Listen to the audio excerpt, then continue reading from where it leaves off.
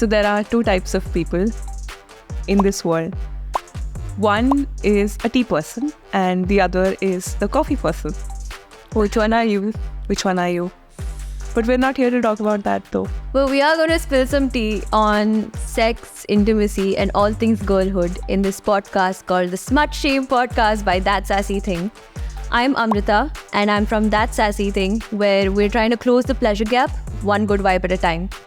I'm Ridhi. I am a reader, a writer, a yapper, and also a very quintessential member of I'm Just a Girl community. Today we're diving deep into, into the male gaze. And we're not talking about the LGBTQ community, we're talking about the male gaze. Yeah. Okay, Amrita, I have a game for you. Oh, this is back. Yes. Last time you did that to me, so it's revenge time. Oh no. But yes, so I have a game for you. Okay. Yeah, just reenact for me like an incident where you experienced male gaze or where you've seen male gaze playing out. You know, when I think of male gaze, I remember this very clear picture of Salman Khan in Hum Saath Saath Hai. Now, it sounds like a very nice, cute movie, right? Like Hum Saath Saath Hai, but yeah. A, B, C, D, E, F, C. Okay. But in that movie, there's a scene where I think they're going to have sex or something, I don't know. And then he's just standing there and he's like, this, and he's staring at her. He's just like, creepy look. And then the door closes on them. And I think that is like male gaze. I think that's how they got women pregnant back then. She was just... So you just needed blindfolds if you didn't want to get pregnant. Oh yeah. That was the protection. Yeah. What is your I think Metro. Metro mein, because Metro mein, you always have these creepy uncles who would be holding a newspaper or like newspaper and they're like yeah, it's a very yeah, I'm like read the news while reading my legs. But yeah, one day a friend of mine, I was not very confident, but a friend of mine who was like, she felt like she really has to give it back today. So there was this uncle who was constantly staring at her legs, and she's like, मैं तोड़ देती हूँ, आप ले जाओ. And the entire compartment, people were laughing. God.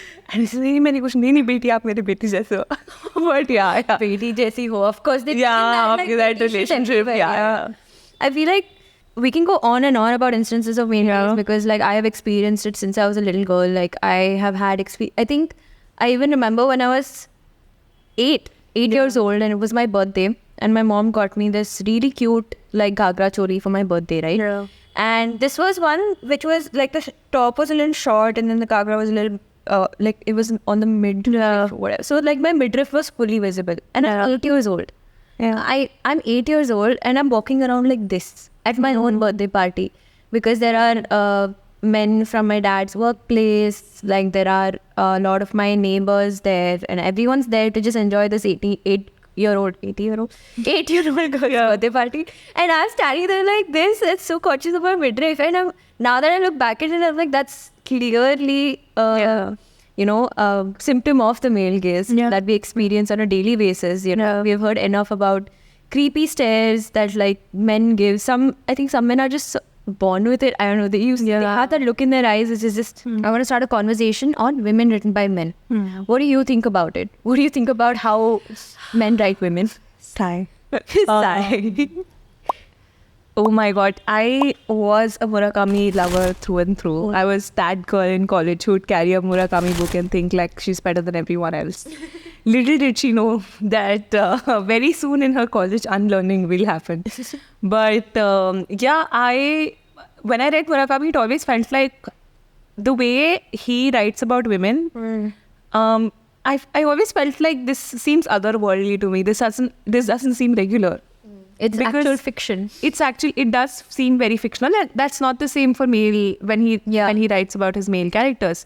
And this is not a dig on Murakami, but in general, male writers, the way they write about women, a lot of times, it's all about breasts. It's all about that. And it's very hard for men to believe that no, women don't think about their breasts 24/7. I mean, the only time I think about it is when you're back from office and you just don't want to. Yeah, you just want to. lie down. I think it's great, like, support when it comes to, like, keeping something. But for them, it's so much more. They think that women keep thinking about their breast every day. Oh, I watched this really funny, like, clip recently of Impractical Jokers where they punish, like, they have, like, these crazy punishments, right? And one of the punishments is he has to go speak at a, I think it was a forum of, like, feminists who have their own channels or vlogs where they talk about feminism and things like that. And he also goes up there and he says, to close off with in the end, he's made to say that if I was a woman, I would play with my boobs all day and stay inside. Oh, it was like a joke, obviously. But like, that's how, I think that's also... But that's how they think, I think. A lot of people think that, like, that's all we're doing all day. I actually had a quote. I was going through Reddit. I have my Reddit hours of the day. When I'm in bed and I'm going through Reddit. Reddit is crazy. Reddit is everything. Yeah, so I think I'd like to read that. There's this particular quote written by a male writer, and then someone has rewritten that from, like, a female perspective. Cassandra woke up to the rays of the sun streaming through the slats of her blinds, cascading over her naked, beautiful chest. She stretched her breasts. Lifting with her arms, she greeted the sun. She rolled out of bed and put on a shirt, her nipples prominently showing through the thin fabric. She breasted boobily to the stairs and tilted downwards. This is how a man thinks we wake up. Let's just take 2 minutes of silence on that. Yeah. And now the best part is that a woman has rewritten this, corrected this, if I may. Cassandra jolted awake, realizing she had bled through her super absorbent night pad. God damn it, she was going to have to find yet another brand. This was the third one she tried since the manufacturer had discontinued the brand.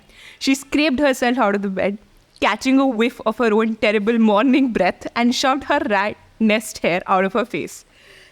That's really This is how you wake up. I'm like, damn, this pad also doesn't work. Another leakage. Yeah. I remember, like, stacking up pads at night, like, please, Bhagwan, tomorrow morning I want to wake up. What on earth is boobily? Who is teaching them these terms?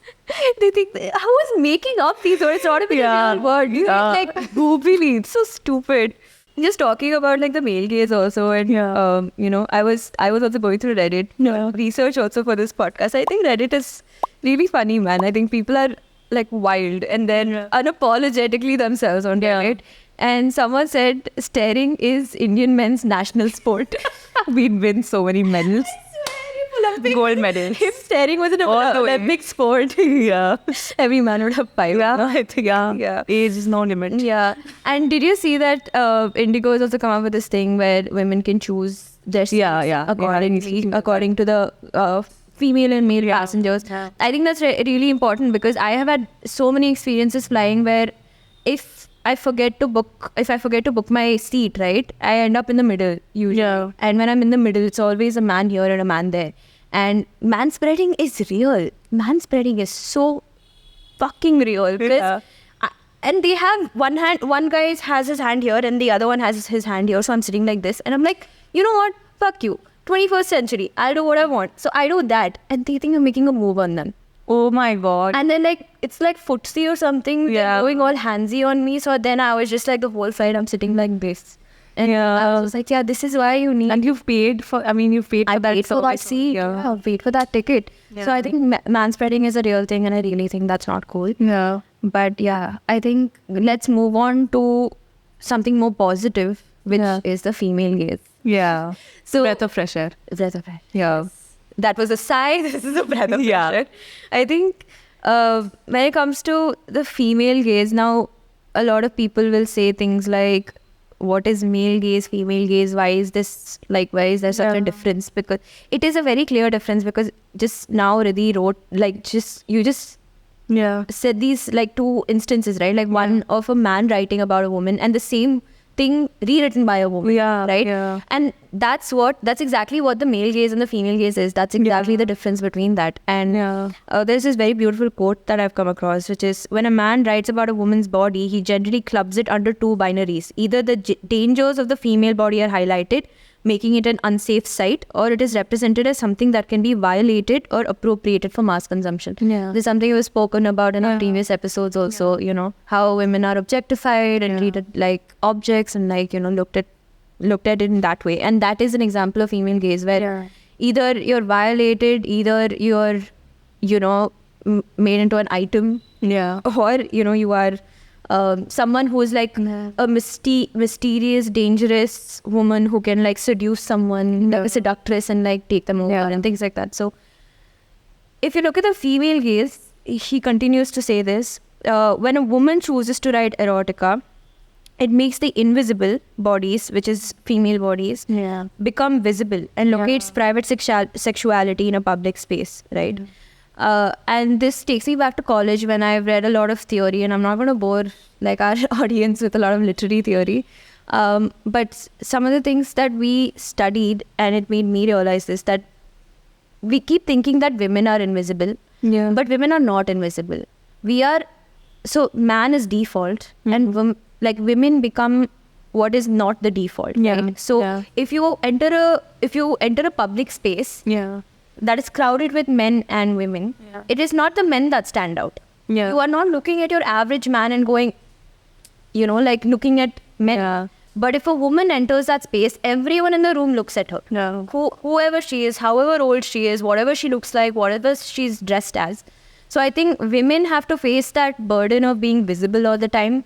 Always being seen, what you're wearing, how you look, what you're saying, how you're speaking, how you're presenting yourself.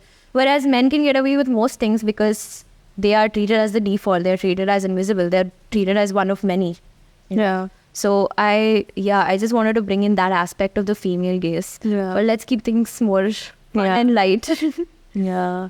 I think, if we're talking about female gaze, I can think about women writing women, right? And my and I know I've yapped about Greta Gerwig with you several times now. But I mean, we talked about Fleabag in our previous episodes. I'm going to talk about Greta Gerwig again now. But Greta Gerwig has these series of movies where she's talking about women. Lady Bird is one, right? Lady Bird is one. There is a very, very niche film which is not popular. It's Frances Ha. That's one. The other one is, which is my personal favorite, it's 20th Century Women. The idea of that movie is that 4 women from different age groups are like bringing up a boy. So the boy knows of everything under the sun. He knows about orgasms. He knows about aging. He knows about how difficult it is for a woman to find a good partner who sees her for who she is. And he talks about it with other schoolboys. So there's a scene in 20th Century Women, a little boy, 14-year-old boy is telling someone that, women do not mostly orgasm. Like if you're making out with a girlfriend, have you asked her if she actually orgasmed or like did she just fake it? And they beat him up. And all of course, but he's saying the truth. And then he comes home, he's like, and he tells the woman who told him all about orgasm that you were right because their ego got hurt. Of course. I was telling them that your girlfriends mostly don't orgasm. So, and then she said that, you don't talk about that among men. They don't like it when you do that. So, it's so refreshing to hear about. I think that reminds me of, I was watching Punch Drunk Love by Paul Thomas Anderson. And the same thing, I mean, he was brought up around 7 sisters, right? In the movie, they introduce all of these. Like, first of all, they show every single sister as this neurotic, annoying, like sibling. And he's mad at all of them and they like bully him or whatever. But on top of that, he grows up to be this really angry, like he has serious anger management issues, and he grows up really angry and really like awkward around women, and he doesn't like to talk about certain things, and like he's really like awkward about certain things. And I feel like that's interesting how they treat, how in a film written by a man and a film written by a woman, if a man is brought up around so many women, how differently they look, right? So that's pretty crazy. And that reminds me of I just want to like talk about another iconic film while we're talking about this thing is Gone Girl. So the cool girl. So it's not just enough that women were treated as, for a long time, treated as like either soft-spoken and nice girl, missing nothing, or she's in this trope of like manic pixie dream girl, or this super chill girl. Like women are always in one or the other trope, right? And according to men and according to the male gaze. So this one Gone Girl monologue that she has is iconic, and it's the underlying idea behind it is I'm not like other girls. Right? So I'm just going to read out a small bit of it where she says, she's a cool girl. Being the cool girl means I'm hot, brilliant, funny. I'm a hot, brilliant, funny woman who adores football, poker, dirty jokes, burping, who plays video games, drinks cheap beer, loves threesomes, and anal sex, and jams hot dogs and hamburgers into her mouth like she's hosting the world's biggest culinary gangbang, while somehow maintaining a size 2. Because cool girls above all are hot. That's my thing. Like it's this, and I also think that's something I would treat myself as until I came across this film. When I entered like the dating field. And I would think I'm this cool girl, I'm not like other girls. And and then I unlearned all of that. I learned about the fact that girlhood is a spectrum. Everyone, like there's so many different types of women, and trans women and non-binary people and everyone and femme people, and like all of that is just an experience. It's all an experience of how you are and who you are. So I think this was sort of mind-blowing for me, and in a lot of ways I've been unlearning this male gaze. Do you feel like male gaze is something that's internalized? Definitely. Like I feel like there are so many instances where I don't know if I'm dressing for myself or if I'm dressing for the male gaze. I think it is because it's a prolonged conditioning now. It is. It's not. It's like we've seen it in TV shows and movies. We've seen it in books. We've seen it in the way that women are treated in public and in private and all of that. So especially feel that with red lipstick, I don't know, for some reason, because very earlier in my life I've been told by the male members of the family, or a lot of times if someone I'm dating, that if you wear a red lipstick and a specific kind of red lipstick, you know exactly what I mean, that lipstick that's considered slutty. If you wear that, then you're asking for it, then you're putting yourself out there, and everything that goes with it, right? So, and I feel so bad because I was someone who I love the color red, and I genuinely love lipsticks, and in general, like I love that red lipstick, but I feel like it stares at me, and but this idea is so deeply embedded that if I wear red lipstick, I can certainly not wear it on a family function, because then everyone will think that it's trying to be like so it's that's who created this rule book that was like, if you wear red lipstick, she's asking for it. If you wear short skirts, she's asking. Who created this rule book, man? And from that, I think going to the female gaze, if you look at like the same treatment of women, like how women would write a man. And how lovely. It's like how lovely. I think when I think of like men written by women, the most recent example is in Lapata Ladies. And that song, the Sajni Re, like the way he's just pining for his wife, that, he's lost, and everything about that movie, I feel like the way that they've written his character, he is a walking, talking green flag. And I loved that movie. I loved how he was written. The best part was he was obviously looking for his wife, but at the same time he was respectful to the other woman also. That there are some men who be like, oh, I'm only a gentleman for my girlfriend or my sister, and then I can be a douchebag to other women. And that's a red flag. I mean, please, come on, you have to be nice to everyone. It's so stupid. I think I've seen so many TV shows or movies that have that plot line also, or even books that have that plot line where he's treating women in a really bad way until someone comes in and says, imagine if that was your mother. Imagine if that was your sister. And then he's like, oh, fuck, I've been treated. So you can't respect anyone without having a relationship with them. You need a relationship in order to respect someone. What are other examples like of men? Piku for me. Because Piku, I think the sexiest thing a man can do is listen, understand, show up, take a stand, especially when they're with their male friends, because sometimes when they're with their male friends, they turn into this Yeah, boys will be boys. Yeah, boys will be boys. Oh, kya ho gaya? Mazak kar rahe the. And then they'll be like, oh, no, they're not like this actually. They just talk like that. Yeah. But, so in Piku, the man's there to listen. So Deepika Padukone has a clear brown family trauma, right? And she's struggling because there's this whole thing going on with Amitabh Bachchan in that movie. The father-daughter relationship is a little messed up. Yeah. And he's there to just listen sometimes. Just sit there patiently. He's not in her face. Yeah, he's not screaming. He's just there. And just how he conducts himself in that movie, it's patient, it's gentle, and he's not running away from the problems. He's like, yeah, I'm here. Yeah. So I think that in itself, just listening, being there. Then I want to bring up Farhan Akhtar in Dil Dhadkne Do. And Farhan Akhtar in Zindagi Na Milegi To, and in general. Yeah. Farhan Akhtar in general.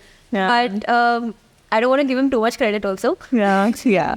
Take it easy, Farhan Akhtar. But yeah, when I'm talking about like Dil Dhadkne Do, so I mean it's very popular, but I don't know if people remember the scene where she's what's his name? What Dion receive?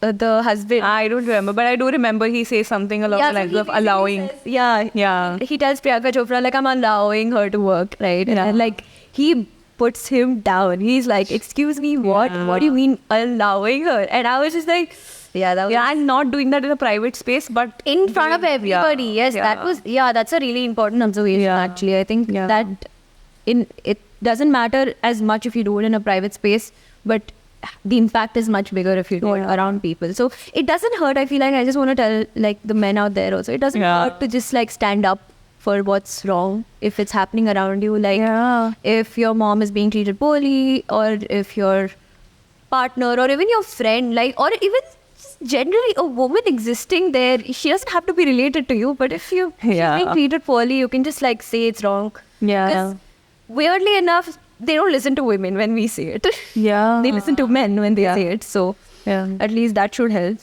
So I think like that example, there's also Shah Rukh Khan in Dear Zindagi. Written by Gauri Shinde. I think he was also everyone was expecting some kind of romance to come out of that, but clearly he's a therapist and it's a professional setting, so he maintained those boundaries, and I think it was really wonderfully written. It's a very nice light movie. There are a lot of examples in Bollywood and outside of men written by women who are just walking green flags. I want to talk about like I want to talk about what's happening at the Olympics. Do you know what I'm saying? I know what you're saying. I think I have never really been interested in the Olympics as much, I want to be honest. I wonder why. Now I am a little bit. I've been watching like clips and reels of all of these beautiful looking men. And beautiful, like really using the word beautiful. Really. And women, like also really beautiful women come up on my thing, but the men are just and I have some examples of like there's this one really cute like UK swimmer called Tom Daley, and he knits. And he did like I think he knitted a pocket or something for his medal. That was so cute. I feel like that was so adorable. And there was also you know about that other pole vaulter, Anthony Amirati. I'm probably pronouncing it wrong, but Anthony is like lost out because his penis came in the way. So he's like going over, and then his penis comes in the way, and then he looks so disappointed, but he got an offer from a porn site apparently. Oh my god. After that. So I feel like, the Olympics have been very interesting with the kind of talent that's there. There's also this particular reel that I saw. I don't remember the sport, also help me out with it, but there's this sport where this guy runs over a pole. What is it called? Pole vaulting, Yeah. And then as soon, he hasn't even landed properly, and he runs to his woman. Oh yeah. Yeah, and Duplantis. Yeah, and that reminded me of course, a Taylor Swift song, because what am I here for? So Taylor Swift has not a song. for Taylor Swift. So Taylor Swift has this song Alchemy, which is around basically which talks about like that your biggest trophy in life is your partner. That it's like where's the trophy? He comes running back to me.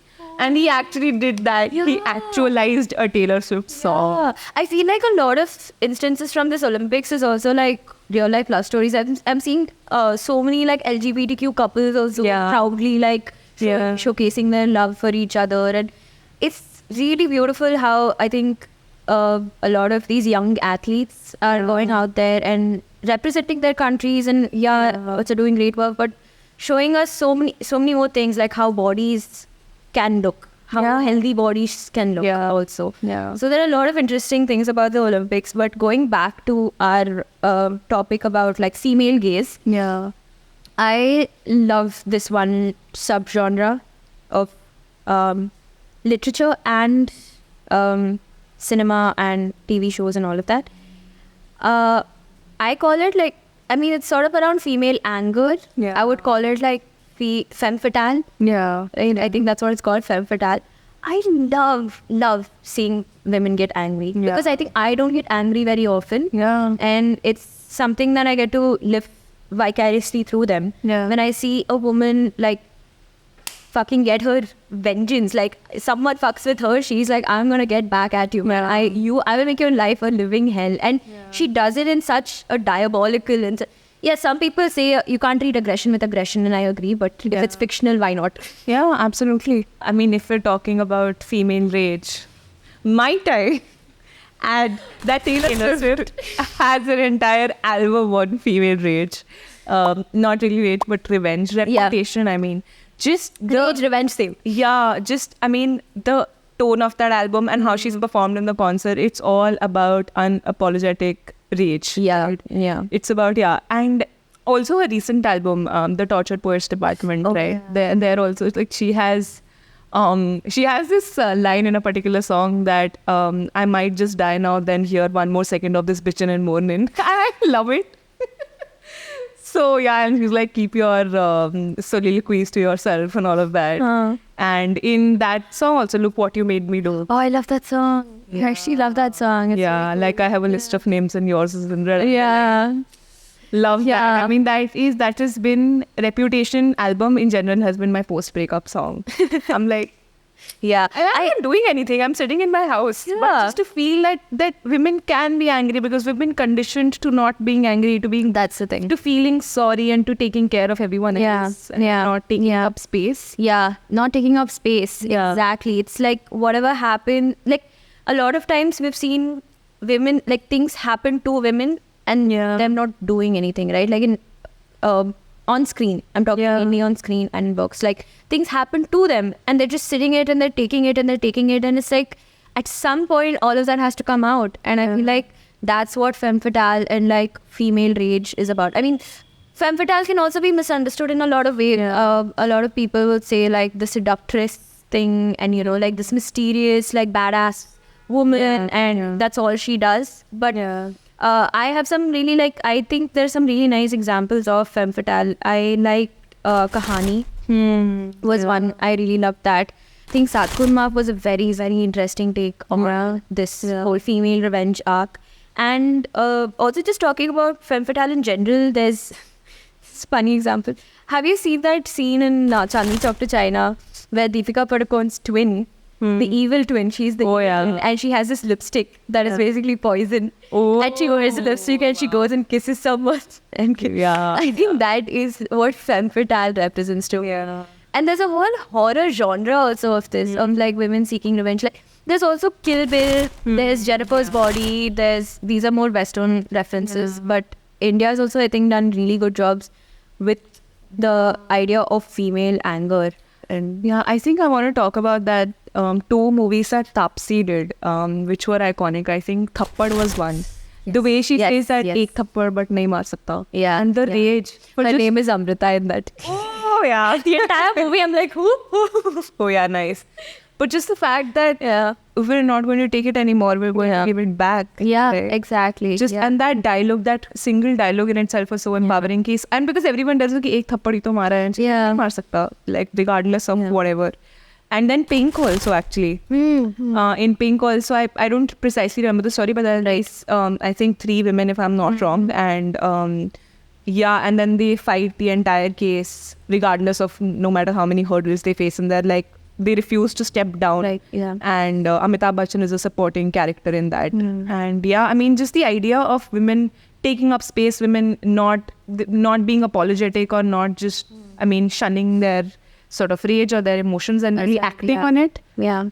Beautiful. Yeah, I think it's really important to have those examples. So, like, young people growing up, I'm not just going to mention one or two genders. I'm going to say everyone growing up, they should see that if something happens, something wrong happens, you should be able to freely speak up about it and speak against it and stand up for yourself. And there are a lot of instances, I think, you don't even need that kind of female rage. Like, as much as I love watching a woman, like beat the shit out of a couple of men or, like, slash their throats and shit like that. As much as I love that, I don't think violence or aggression is the way to go. And there can be small but very important, like the examples you just mentioned of Pink and Thappad, right? Very small but very impactful ways that a woman can stand up for herself, or anyone can stand up for themselves and really like make a point. Yeah. So what are other instances you guys have seen of female rage or women standing up for themselves, even the smaller ones? Let us know what inspires you and what empowers you. And we'd love to, we are reading the comment section, trust us, so we'd love to know. And just imagine the comment section is a rage room and go crazy. Like, it's your personal rage room, rant away. And don't forget to hit that subscribe button if you want to listen to us rant more in the next episode.